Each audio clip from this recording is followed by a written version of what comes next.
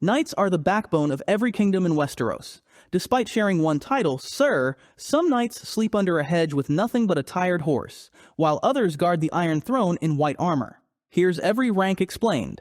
Let's dive in. Page. Notable examples: Podrick Payne, Tywin Lannister. The path to knighthood starts with a wine jug, not a sword. For the first and most humble step towards becoming a knight, boys as young as 6 or 7 are sent to live and work in another lord's castle. They wake up before dawn to light kitchen fires, serve food at the high table, and stand quietly behind the lord's chair through every meal, much like the nameless boys we see pouring wine for King Robert in the Red Keep's Great Hall. The goal is simple: teach them patience and obedience before handing them a deadly weapon, not after. But in between the daily chores, a page is learning how the world works. He memorizes the banners of the great houses, learns how to speak properly to nobility, and listens to stories about legendary knights. Almost every powerful lord went through this. A young Tywin Lannister was sent to King's Landing to serve as a royal page and cupbearer at King Aegon V's court, standing in the shadow of the Iron Throne and pouring wine for princes like Aerys Targaryen and Steffon Baratheon. Later, Tywin's younger brother Kevan was packed off to Castamere to page for Lord Roger Rayne. On screen we saw Podrick Payne pouring wine for Tyrion, before later becoming his squire. In fact, Tyrion himself has to perform cupbearer duties when Joffrey is hell-bent on humiliating him at his wedding feast. But Tyrion definitely gets the last laugh on this occasion. The lesson of being a page is simple. You have to learn humility before you can wield power. And once that foundation is firmly set, a promising page between the ages of 10 and 14 gets promoted to a squire, and the real work begins. Squire. Notable examples: Egg Podrick Payne. A squire trades his chores for a hands-on apprenticeship in warfare. He practices with real swords, takes care of the war horses, and follows his knight into battle with spare lances and fresh shields. It is a grueling education, learned through long days of combat training and traveling on the road. A squire is not merely a servant, but a knight in training, learning discipline, courage, and loyalty, all while trying to survive the brutal realities of war. A squire's duties are best seen in Game of Thrones through Podrick again.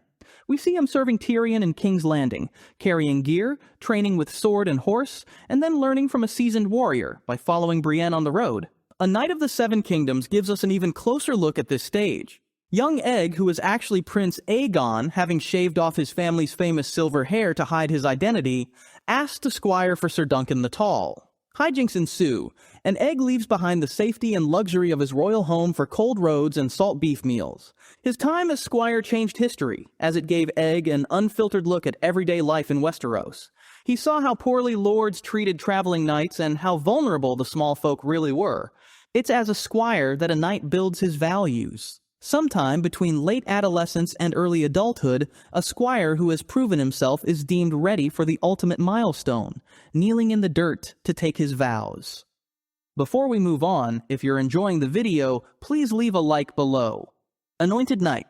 Notable examples: Sir Brienne of Tarth, Ser Raymond Fossaway. This is where the title is officially bestowed. The knighthood ceremony is deeply tied to the faith of the Seven. The night before the ceremony, the young man, in almost all cases it is a man, keeps a silent vigil in a sept. He kneels before the statue of the warrior, fasting and praying through the dark hours, with the goal of stripping away all distractions. There is no feasting and no company, just a boy or young man and the heavy weight of the vows he is about to take. When morning comes, a holy septon anoints him with 7 oils, one for each of the 7 gods. Then, an anointed knight lays a sword on his shoulders and speaks the ancient words. In the name of the warrior, I charge you to be brave. In the name of the father, I charge you to be just. In the name of the mother, I charge you to defend the young and innocent. In the name of the maid, I charge you to protect all women. The young man swears his oaths and rises to his feet as Sir, an anointed knight. From then on, a knight is expected to fight bravely, defend the weak, serve his lord faithfully, uphold justice, keep his vows, and bring honor to his name. This is the foundation for every other rank that follows, whether he becomes a landed knight, a household guard, or a member of the legendary Kingsguard. And while any knight can anoint another, the rank of the man holding the sword has no bearing on the rank the new knight can attain. Of course, there isn't always time for an overnight vigil. In Episode 4 of A Knight of the Seven Kingdoms, with a trial of 7 looming, Sir Lionel Baratheon fast-tracks Raymond Fossaway's knighthood in order to make up the numbers. In the final days of the Great War in Season 8, Episode 2, also called A Knight of the Seven Kingdoms, we see Sir Jaime Lannister knight Brienne of Tarth. Though there is no sept and no holy oils, Jaime still calls on the old ideals of bravery and justice, proving that knighthood endures through the sharing of vows. The title of Anointed Knight belongs strictly to the Faith of the Seven, the religion of the Southern Kingdoms. Great warriors like Ned Stark, who worshipped the old gods of the North, were never anointed and never called Sir, because knighthood was not part of their religion. Hedge Knight. Notable examples: Sir Arlan of Peasantry, Sir Duncan the Tall. The name says it all. These are knights with no lord, no castle, and no guaranteed next meal. They travel from town to town with everything they own strapped to a horse, sleeping under hedges when they can't find a roof. A hedge knight survives on tournament prizes, temporary jobs, and pure luck. In peacetime, he might ride between castles, offering his sword to any lord who needs an extra guard, before moving on at the end of the season. Because of this wandering lifestyle, lords look down on them, which is painfully apparent when Dunk interacts with other knights. The reputation of a hedge knight sits somewhere between a freelance soldier and a potential bandit, because a desperate knight with deadly skills and nothing to lose is a dangerous man. But this harsh life produces some of the most honorable men in Westeros. With no lord watching him, no political reputation to protect, and no family name on the line, a hedge knight's character is entirely his own. Dunk is the perfect example. He carries his life on his back, pawns his armor when money gets tight, and gambles his horse, his only livelihood, in jousts just to afford a meal. He has every excuse to cut corners, but he never does. His mentor, Sir Arlan of Peasantry, taught him that a knight who fails to defend the innocent is no true knight at all, something Sir Arlan demonstrated on their very first meeting when he saves Dunk's life. The hedge knight sits at the very bottom of the knightly ladder. It's a life of absolute freedom, but that freedom comes with uncertainty and a constant gnawing hunger, which is why many trade their independence for a permanent roof over their head. Household Knight. Notable examples: Sir Roderick Cassel, Vardis Aegon, Sir Criston Cole. In order to upgrade from a hedge to a bed, this knight has struck a simple deal. The household knight provides permanent military service, and in return the lord gives him a room, board, armor, and a regular paycheck. He wears his lord's colors, guards the castle, trains the soldiers, and rides to war when called upon. He is no longer a free agent, but he eats every night, and in Westeros, that's no small matter. These men form the professional, elite core of any great lord's army.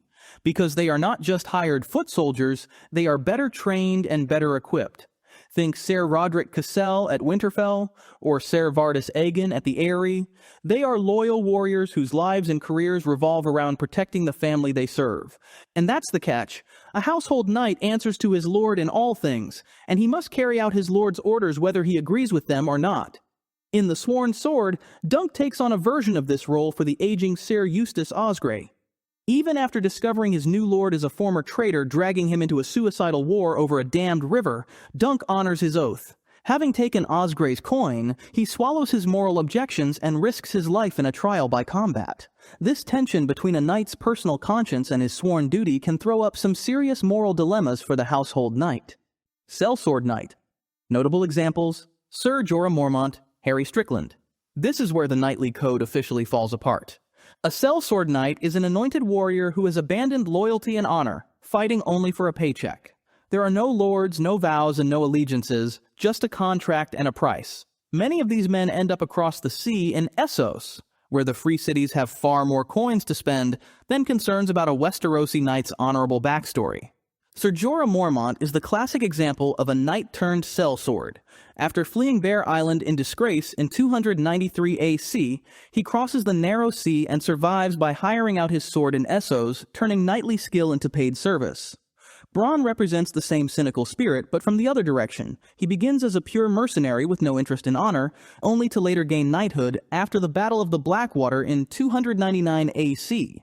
In both cases, martial talent matters more than loyalty, and sacred vows turn out to be surprisingly flexible when money is involved. The most organized version of this is the Golden Company, the famous mercenary army founded in 212 AC by exiled Westerosi knights. Unlike most sellswords, they preserved a strict sense of discipline and ethics. Their motto, "Our word is good as gold," reflects the one virtue they prized above all else: never breaking a contract. But the Golden Company is a rare exception. Most sellsword knights are just desperate men who ran out of better options. This rank is a harsh reminder that the title of Sir only guarantees that a man knows how to fight, not that he is a good person. Landed Knight. Notable examples: Sir Eustace Osgrey, Sir Gregor Clegane. A landed knight is a knight who has been granted land of his own, a tower house, a small castle, or a modest keep, along with the fields and peasants attached to it. He is not quite a lord, but he still governs daily life within his own little domain. He collects rents, commands a few sworn men, settles disputes, and carries the authority of a local master. Some landed knights are prosperous enough to rival minor lords, others are barely keeping the roof from collapsing. Sir Eustace Osgrey, likely to appear in Season 2 of A Knight of the Seven Kingdoms, is a perfect example of a knight clinging to the remnants of his title. An old, diminished landed knight ruling from the crumbling tower of Standfast. He loves to dwell on his family's ancient glory. The Osgreys once held Coldmoat and had been powerful in the North March, but King Maegor took Coldmoat from them after Lord Ormond Osgrey spoke out against his suppression of the faith militant in 43 AC. What remains is a shabby little seat, scant resources, and a household far removed from the greatness he still imagines. Sir Gregor Clegane shows a darker side of the same rank. House Clegane began when Gregor's grandfather, the kennel master at Casterly Rock, saved Lord Tytus Lannister and was rewarded with land and a tower house. Gregor therefore holds the same basic status as Eustace. Not a great lord, but a landed knight with his own seat. However, where Eustace is proud, shabby, and half-tragic, Gregor is monstrous, using the authority of his station to terrorize, burn, and kill. If you're learning something new about the knighthood of Westeros, take a second to drop a quick like on the video. Master-at-Arms. Notable examples: Sir Roderick Castle, Sir Alliser Thorne. More of a job description than a rank, a Master-at-Arms is a veteran knight charged with training a castle's fighting force. He teaches the soldiers, the squires, and often the lord's own children. He doesn't bother swinging a sword at every minor battle or tournament anymore. His value lies in teaching others how to swing theirs. He runs the training yard, decides who is ready for combat, and makes sure the castle's defenses are sharp. Sir Roderick Castle, at Winterfell, trains Robb and Jon, keeps the household guards in shape, and serves as the quiet backbone of House Stark's army. He ensures that if war comes, there are men who actually know what they are doing. Up at Castle Black, Sir Alliser Thorne does the exact same job for the Night's Watch, just with a lot less warmth, turning sloppy, raw recruits into deadly fighters. This job comes with great responsibility. A Master-at-Arms answers to his lord, but the moment he steps into the training yard, his word is law. He decides when a squire is finally ready to become a knight, and he decides if a soldier is fit for battle. By training the youth, he shapes the fighting style and culture of an entire generation. A Master-at-Arms no longer seeks personal glory on the battlefield. Instead, he molds the men who go out and win it. And once those men are fully trained, a select few will rise to the next level. Kingsguard, Queensguard, and Rainbow Guard. Notable examples: Sir Arthur Dayne, Sir Meryn Trant. Every knight so far works for a lord. The Kingsguard serves the Iron Throne itself. Founded by Visenya Targaryen in 10 AC following an assassination attempt on Aegon I, this is an elite brotherhood of 7 knights sworn for life to protect the king and his family. The number 7 honors both the 7 gods and the 7 kingdoms. The moment a knight puts on the white cloak, his old life is over. He gives up his lands, his right to marry, and any inheritance. In exchange, he gets a kind of immortality, with his conduct recorded forever in the White Book, formerly called the Book of the Brothers, a massive tome of fine white vellum stored in the round room of the White Sword Tower. While legends such as Sir Arthur Dayne and Sir Barristan Selmy glorified the order with their deeds, the white cloak is only as noble as the man wearing it. Sir Meryn Trant, who beat Sansa Stark at Joffrey's command, proved that honor does not come stitched into the fabric. During the Dance of the Dragons, the Kingsguard split apart. Sir Eric Cargyle remained with Aegon II, while his twin brother Sir Eric fled King's Landing, carried Viserys' crown to Dragonstone, and pledged himself to Rhaenyra. In the TV show, their diverging paths lead to tragedy. A heartbreaking duel where brother slays brother. A grim reminder that even shared blood and identical vows cannot bridge the divide between rival thrones. When a queen regnant sits the throne, the same institution becomes a Queensguard. Renly Baratheon's Rainbow Guard was something different, a 7-man royal guard modeled on the Kingsguard, but tied openly to the faith of the 7 and without the same restrictions on lands and titles. Brienne of Tarth wore the blue cloak, but the order died with Renly in 299 AC when he was assassinated by Melisandre's shadow. Lord Commander of the Kingsguard. Notable examples: Sir Barristan Selmy, Sir Criston Cole. This is the highest knightly office in the Seven Kingdoms. As the leader of the Seven, the Lord Commander sits on the King's Small Council as a top advisor, and is responsible for updating the White Book, the massive historical record kept in the Red Keep. Every Kingsguard knight who ever served, every battle they fought, and every failure they suffered is written in its pages.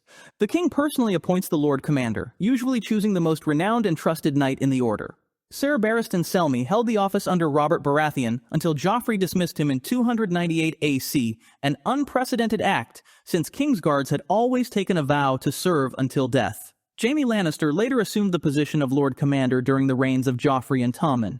At the end of Season 8, Brienne of Tarth breaks centuries of tradition by becoming the first woman to hold the office. But the most poetic rise belongs to Sir Duncan the Tall. As we know, Dunk starts as a hedge knight with no money and no family name of note. Yet he eventually came to serve as Lord Commander under his former squire, King Aegon V. The boy who once polished Dunk's battered armor grew up to be the king, and the man who once slept under hedges grew up to guard him. That incredible journey from having absolutely nothing to leading the greatest knights in the realm is what every young fighter in Westeros dreams of. Thanks for joining us to track the life and career of a Westeros knight. If you enjoyed the video, make sure to check out our deep dive into the greatest knights in Westeros history. See you next time.